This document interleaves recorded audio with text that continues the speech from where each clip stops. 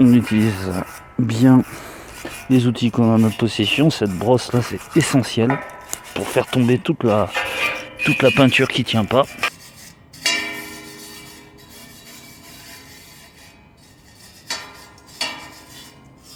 Bon, notre truc à prendre en compte, c'est ces petites parties là. Ça là, ça va sauter. Donc on donne, ou vous utilisez un petit marteau, ou moi avec ce truc, je tapote. Ça me permet d'enlever les points de rouille. Ça, faut pas que ça reste dessous. Et hop, on brosse. Ce truc là. Ici, là, on envoie là. Voilà, je le fais sauter. Alors c'est bon, le Karcher est passé, les murets j'ai préparé, les grilles pareil sont nettoyées, grattées. Donc on commence. Alors les petits endroits, c'est comme les barres de sécurité, petits endroits difficiles à atteindre. On les fait à la brosse. Petite brosse ronde, délicatement. Quand vous avez le mur à peindre, hein, condition que vous ayez le mur à peindre, vous embêtez pas, vous mettez un peu de peinture sur le muret, comme ceci.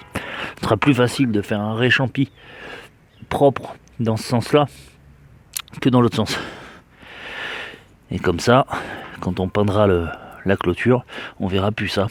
Et puis la peinture, elle sert aussi un peu de joint pour le coup, dans l'angle. Alors c'est vrai qu'on serait tenté de peindre comme des fous un peu partout, mais comme tout le reste, on essaie d'être organisé. Donc moi je vais le faire poteau par poteau. C'est-à-dire que je commence par celui-ci. Alors moi je préfère faire en premier lieu, je préfère faire le côté face rue, celui qu'on va voir le plus.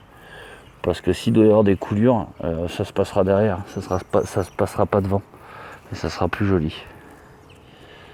Suivante, enfin, au petit carré suivant.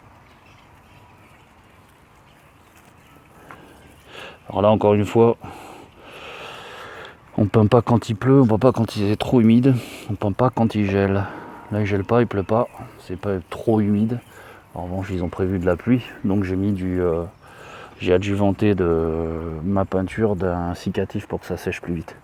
Voilà, vous voyez, vous avez compris le truc, hein. Moi j'avance comme ça jusqu'au bout. Bon, j'ai encore beaucoup de barreaux à faire. Et puis ensuite, une fois que j'ai fait cette grille là, cette première grille, je vais aller faire de l'autre côté. De l'autre côté, il n'y aura pas grand chose à faire. Vous avez peur par exemple qu'il fait trop chaud là, au moment où vous le faites. On a déjà évité de le faire en plein soleil, hein. Vous tournez avec le soleil, c'est comme pour les façades. Vous ne faites pas du côté où il y a le soleil quoi. Enfin, quand vous pouvez bien sûr. Des fois on peut pas faire autrement. Mais on essaie d'être à l'ombre le plus souvent possible. C'est pour que la peinture tire pas trop vite. Là par exemple, comme j'avance petit à petit, quand je peins ici, et j'étale comme ça, hop. Vous voyez, j'arrête, hop, j'étale. Comme ça, je peux aller tranquillement faire mes barreaux là. Et puis revenir ensuite, quand j'ai fini. Là-haut, c'est pareil, hein. Hop, j'étale. Et comme ça, ça laissera encore moins de traces. Bon, là, on est sur une glissure ophthalique, ça ne devrait pas laisser de traces. On n'appuie pas sur le rouleau quand on peint. Un bon test pour voir si vous n'appuyez pas. Là, le portail, il est même pas coincé. Donc, je le peins. Et il peut bouger un peu, hein, de toute façon, mais il va pas se fermer, s'ouvrir là en l'occurrence. Ça c'est un bon test. Ça prouve que j'appuie pas sur le rouleau.